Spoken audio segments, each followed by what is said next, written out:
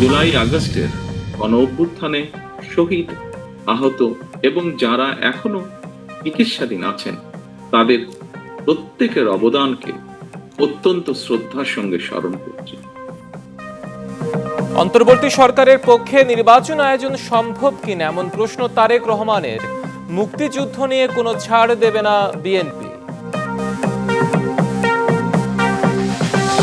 দুর্নীতির বিরুদ্ধে আরেকটি যুদ্ধ ঘোষণা জামায়াতের। সোহরাওয়ার্দী উদ্যানের জাতীয় সমাবেশে বক্তব্য দিতে গিয়ে অসুস্থ হয়ে পড়েন দলটির আমির।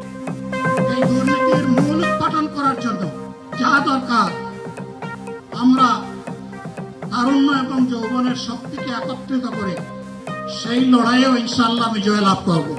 জামাত ইসলামী যে দুর্নীতিমুক্ত সমাজ গড়বে তার প্রমাণ কি? তার প্রথম প্রমাণ হচ্ছে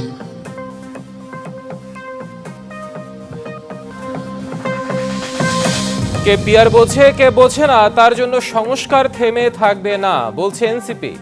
মঞ্চ ভাঙচুর করাই সভা হয়নি চকরিয়ায়। জুলাই অভ্যুত্থানে ইন্টারনেট হয়ে ওঠে প্রতিবাদের হাতিয়ার। সেবা বন্ধ করেও পার পায়নি হাসিনা সরকার। আন্দোলন রূপ নেয় গণ অভ্যুত্থানে।